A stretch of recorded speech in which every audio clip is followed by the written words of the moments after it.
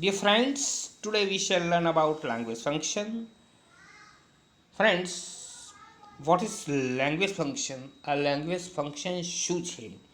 તો મિત્રો સૌપ્રથમ આપણે એ સમજીએ કે આ લેંગ્વેજ ફંક્શન જે છે એ સેક્શન સી એની અંદર ક્વેશ્ચન નંબર 32 to 34 3 માર્ક્સનો મેચ ધ ફંક્શન એ રીતે પૂછાય છે. તો આની અંદર કોલમ એની અંદર એનું સેન્ટેન્સ આપેલું હોય છે, જ્યારે કોલમ બીની અંદર સામે એનું ફંક્શન આપેલું હોય છે. તો મિત્રો આને આપણે માત્ર જોડવાના છે, મેચ કરવાના છે. તો મિત્રો સૌપ્રથમ આપણે જોઈએ કે આ લેંગ્વેજ ફંક્શન શું છે. What is language function? તો સામાન્ય રીતે વાતચીત દરમિયાન વપરાતા ભાષા સ્વરૂપને લેંગ્વેજ ફંક્શન કહેવામાં આવે છે, જેને આઈડેન્ટિફિકેશન ઓફ ફંક્શન એટલે કે કાર્યની ઓળખ તરીકે પણ ઓળખવામાં આવે છે. મિત્રો એના પરથી આપણને સહેજે ખ્યાલ આવી જાય કે જે તે વાક્ય જે છે એ વાક્ય એની રચના એમાં કયા હેલ્પિંગ વર્બ, કઈ પ્રકારની વાક્ય રચનાનો ઉપયોગ થયેલો છે, અને એના આધારે આપણે નક્કી કરી શકીએ છીએ કે આ વાક્ય શું દર્શાવવા માગે છે, એનું ફંક્શન શું છે, અને એના આધારે આપણે જે તે ફંક્શન નક્કી કરી શકીએ છીએ. તો મિત્રો અહીંયા આપણે જોઈએ કે આઈડેન્ટિફિકેશન એટલે કે એની ઓળખ જે છે, અને ફંક્શન એટલે કાર્ય.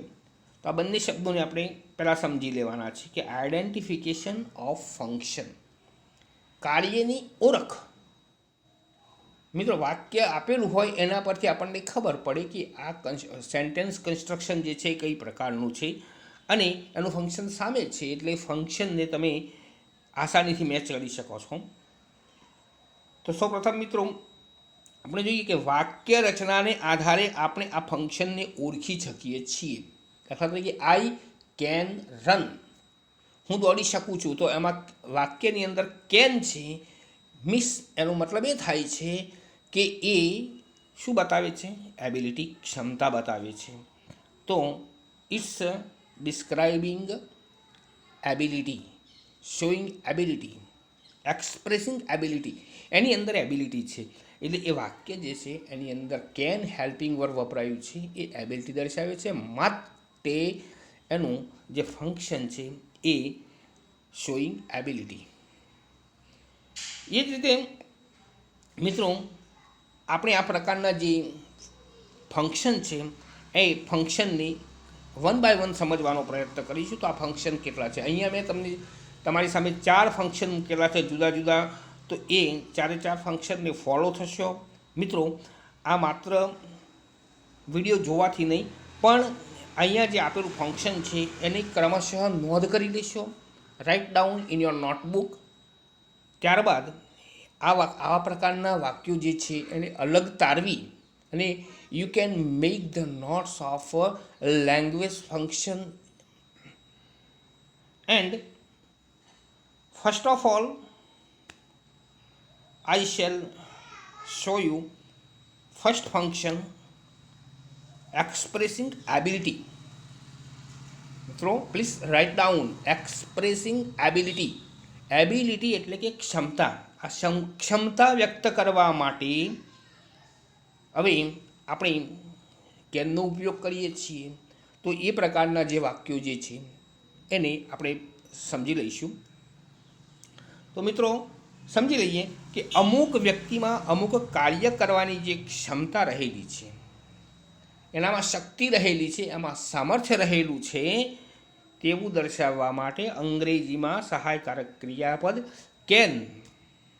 કેનનો ઉપયોગ થાય છે, જેના આધારે વાક્ય રચના એ જે છે એ એબિલિટી દર્શાવે છે. માટે ઇટ્સ એક્સપ્રેસિંગ એબિલિટી, એ રીતે એને ફંક્શનને ઓળખવામાં આવે છે. તો મિત્રો અહીંયા હવે જોઈએ આપણે એક્ઝામ્પલ દ્વારા. તો આઈ કેન જમ્પ હાઈ, હું ઊંચો કૂદકો મારી શકું છું, એટલે મારામાં એ સામર્થ્ય છે, મારામાં એ શક્તિ છે, મારામાં એ ક્ષમતા છે. તો આ પ્રકારનું વાક્ય જે છે માત્ર આની અંદર સામે ફંક્શન આપેલું હશે એક્સપ્રેસિંગ એબિલિટી. બસ આ રીતે બંનેને જોઈન્ટ કરવાના છે, match A with B. Friends, second sentence છે Soham can read Sanskrit. Means Soham Sanskrit વાંચી શકે છે, એનામાં એ સામર્થ્ય છે. નેક્સ્ટ, જય કેન રાઇટ ફાસ્ટ. જય ઝડપથી લખી શકે છે, મીન્સ એનામાં એબિલિટી છે, એનામાં સામર્થ્ય છે. તો કેન જે છે it shows the ability of work. અહીંયા નેક્સ્ટ સેન્ટેન્સ છે મિત્રો, cat can see in the dark. તો મિત્રો અહીંયા જોઈ શકીએ છીએ કે કેન જે છે એ એબિલિટી બતાવે છે, તો કેટ અંધારામાં પણ જોઈ શકે છે, તો આ એની એબિલિટી છે. હવે મિત્રો એ જ પ્રકારે નેક્સ્ટ સેન્ટેન્સ છે he can drive a car. Car ચલાવી શકે છે. હવે એ જ રીતે મિત્રો અહીંયા કેનના સ્થાને એક બીજું હેલ્પિંગ વર્બ વપરાય છે, જે છે એબલ ટુ. જો એબલ ટુનો ઉપયોગ હોય તો it also shows the ability. Next એમાં જે છે can is equal to be plus able to, એનો ઉપયોગ થાય છે. I can means I am able, he can means he is able, I am able to run. અહીંયા able જે છે એબલ ટુ એ એબિલિટી દર્શાવે છે. Can is equal able to, જે જગ્યાએ કેન છે એની જગ્યાએ એબલ ટુ વપરાય છે. તો મિત્રો ક્યારેક એબલ ટુ પણ વપરાય અને કેન પણ વપરાય.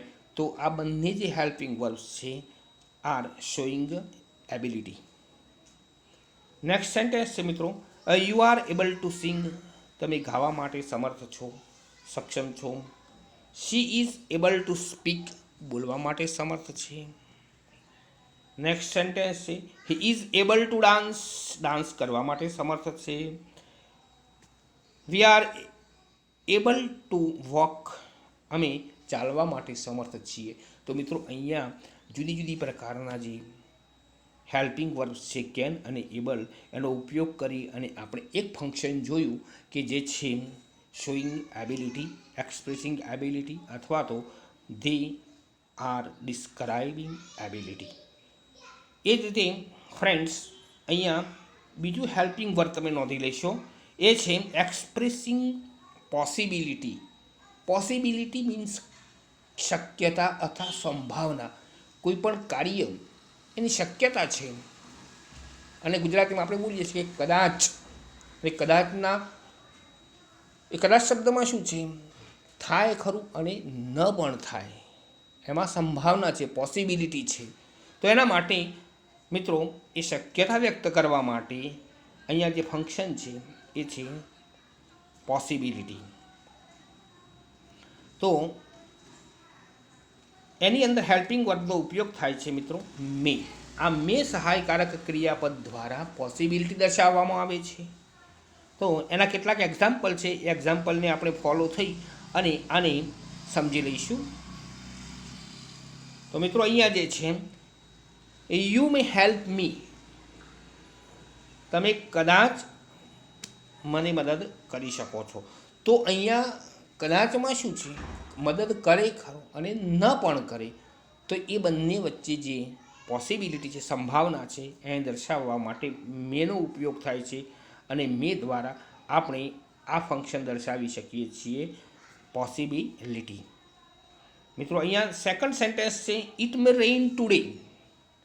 કદાચ આજે વરસાદ પડશે. મે રેઇન, વરસાદ પડે અને ન પણ પડે, એની સંભાવના છે. કદાચ પડે તો અને કદાચ ન પણ પડે.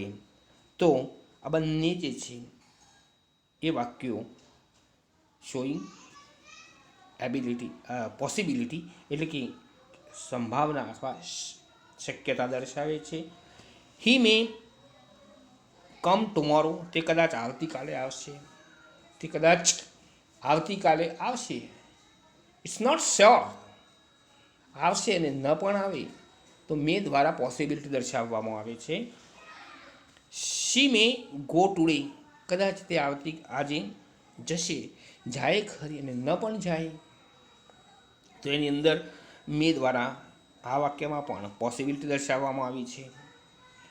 તો મિત્રો અહીંયા લાસ્ટ સેન્ટેન્સ આપણે જોઈએ તો એ છે આઈ મે વિઝિટ ટુડે, હું કદાચ આજે મુલાકાત લઉં અને ન પણ લેવાય. તો એની અંદર જે પોસિબિલિટી એટલે કે સંભાવના અથવા શક્યતા રહેલી છે એ દર્શાવવા માટે આપણે હેલ્પિંગ વર્બનો ઉપયોગ મેં કરીએ છીએ. જ્યાં મેનો ઉપયોગ થાય છે ત્યાં મિત્રો યાદ રાખજો કે આ ફંક્શન છે એ showing possibility, describing possibility, expressing possibility. મિત્રો આ બંને ફંક્શન આપણે જોયા, એક તો મે દ્વારા અને એક કેન દ્વારા. તો કેન દ્વારા જે આવ્યો ઇટ્સ શોઈંગ એબિલિટી અને મે દ્વારા ઇટ ઇઝ શોઈંગ પોસિબિલિટી. તો મિત્રો અહીંયા એ જ રીતે write down the third function expressing frequency and manners. એની અંદર ફ્રીક્વન્સી એટલે કે આવૃત્તિ અને રીતભાત મેનર્સ એ દર્શાવવા માટે આપણે કેટલીક બાબતો યાદ રાખીશું. તો મિત્રો અહીંયા પહેલાં આ ફંક્શનના ઓળખના શબ્દો જે છે એ આપણે પહેલાં એ સમજી લઈએ કે કઈ પ્રકારની વાક્ય રચના જે છે એ આપણને ફ્રીક્વન્સી અથવા તો મેનર દર્શાવે છે. તો મિત્રો આ ફંક્શનમાં એક તો નોંધી લેશો ખાસ ઓલવેઝ એટલે હંમેશા, સમટાઈમ્સ એટલે કેટલીક વાર, નેવર એટલે કદી પણ નહીં અને જનરલી એટલે સામાન્ય રીતે. એ જ રીતે મિત્રો ઓફન એટલે અવારનવાર, યુઝવલી એટલે સામાન્ય રીતે, ફ્રિકવન્ટલી એટલે વારંવાર. તો આ પ્રકારના જે ક્રિયા વિશેષણો છે એ ક્રિયા વિશેષણોનો ઉપયોગ થાય છે. તો મિત્રો અહીંયા આપણે આ બાબતને ખાસ સમજી લઈશું કે આ પ્રકારના જે શબ્દો છે એ શબ્દો દ્વારા આપણે એ ફંક્શનને નક્કી કરી શકીએ છીએ. હવે અહીંયા ખાસ બાબત એ યાદ રાખશો કે કરતાં પછી આ શબ્દો વપરાય છે. ઉપર દર્શાવેલા જે ક્રિયા વિશેષણો મેં તમને બતાવ્યા, always, never, often, sometimes, usually, આ બધા જે છે એ કરતાં પછી તરત જ એનો ઉપયોગ થાય છે. મિત્રો એક્ઝામ્પલ દ્વારા આપણે સમજવાનો પ્રયત્ન કરીશું. તો અવની ઓલવેઝ ટેક્સ રેસ્ટ એટલે આની અંદર સિમ્પલ પ્રેઝન્ટ ટેન્સ છે એનો ખાસ ઉપયોગ થાય છે. અને સિમ્પલ પ્રેઝન્ટ ટેન્સની અંદર જે શોઈંગ ટાઈમ સમય દર્શાવતા જે ક્રિયા વિશેષણ શબ્દો છે એક શબ્દોના આધારે આપણે નક્કી કરી શકીએ કે આ પ્રકારના શબ્દો જો હોય તો એ ફ્રીક્વન્સી અથવા તો મેનરનું ફંક્શન દર્શાવે છે. તો it's expressing frequency and manner. અહીંયા આપણે જોઈએ છીએ કે I never follow bad friends, હું ક્યારેય ખરાબ મિત્રોની સોબત કરતો નથી. તો મિત્રો અહીંયા જે છે નેવર એના આધારે we can identify the function. This sentence is expressing frequency or manner. અહીંયા થર્ડ સેન્ટેન્સ છે મિડલ ઓફન વિઝિટ્સ અ ઝૂ. એની અંદર જે ક્રિયા વિશેષણ છે એ ઓફનનો ઉપયોગ થયેલ છે. ઓફર એટલે અવારનવાર. તો મિત્રો અહીંયા જે ઓફન દ્વારા આપણે એનું ફંક્શન કઈ પ્રકારનું છે એ નક્કી કરી શકીએ છીએ. એ જ રીતે સેન્ટેન્સ નંબર 4 છે you sometimes go to market, તમે કેટલીક વાર બજારમાં જાઓ છો. તો અહીંયા સમટાઈમ્સ જે છે એ ફંક્શન નક્કી કરે છે અને it's expressing frequency or manner. અહીંયા generally I start reading when exam comes, પરીક્ષા આવે એટલે હું વાંચવાનું શરૂ કરું છું.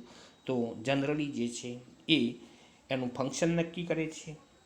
દેવ ઓફન પ્લેઝ ક્રિકેટ, તો ઓફન જે છે એ એનું ફંક્શન નક્કી કરે છે. Suhani never પાર્ટિસિપેટ્સ in the sports, તો અહીંયા નેવર છે એ વાક્યનું ફંક્શન નક્કી કરે છે. અને મિત્રો 8મું વાક્ય જે છે ઝલક ઓલવેઝ હેલ્પ્સ હર. તો અહીંયા ઓલવેઝ છે એ સેન્ટેન્સનું જે લેંગ્વેજ ફંક્શન છે એ નક્કી કરે છે.